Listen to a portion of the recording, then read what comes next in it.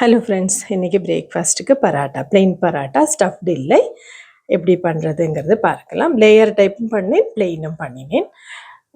ஆட்டா எவ்வளோ வேணுமோ அவ்வளோ எடுத்துட்டு உப்பு போட்டுட்டு காரப்பொடி, அப்புறமா ஓமத்தை நல்லா க்ரஷ் பண்ணி கையில் க்ரஷ் பண்ணி ஆட் பண்ணிக்கிறது. அப்புறம் கரம் மசாலாவும் கொஞ்சம் தனியா ஜீரா பொடியும் சேர்த்திக்கிறது. உங்களுக்கு வேறு ஏதாவது மசாலா, ஜிஞ்சர் கார்லிக் பேஸ்ட் அதெல்லாம் வேணுங்கிறது சேர்த்திக்கலாம். இல்லை பொடி பொடியாக கொத்தமல்லி கட் பண்ணி போடுறது அந்த மாதிரி போடுறதுனாலும், கேரட் துருவி போடுறதுனாலும் சேர்த்திக்கலாம். நான் அதெல்லாம் போடலை.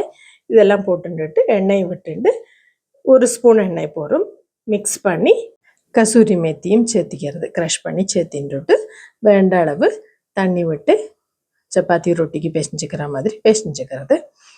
அப்புறமா நான் இந்த லேயர் பரோட்டாக்கு நடுவில் ஆட்டா தான் போட்டு ஃபோல்டு பண்ணேன்.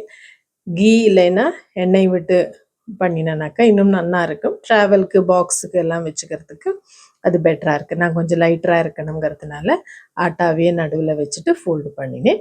அந்த ஹாட்டான தாவால் 2 சைடும் கீ இல்லைன்னா எண்ணெய் விட்டு 2 பக்கம் திருப்பி போட்டு எடுக்க வேண்டியது, அவ்வளோதான். தொட்டுக்கிறதுக்கு நல்லா க்ரீமி கேர்டும் சாஸு பிக்கிலும் சேர்த்தினாக்கா ரொம்ப நல்லாயிருக்கும். ஜஸ்ட் 2 தான் நான் லேயர் பராட்டா பண்ணேன், மற்றதெல்லாம் ரெகுலர் ரவுண்டாக தான் பண்ணி எடுத்துட்டேன். தொட்டுக்கிறதுக்கு கேர்டும் சாஸும்.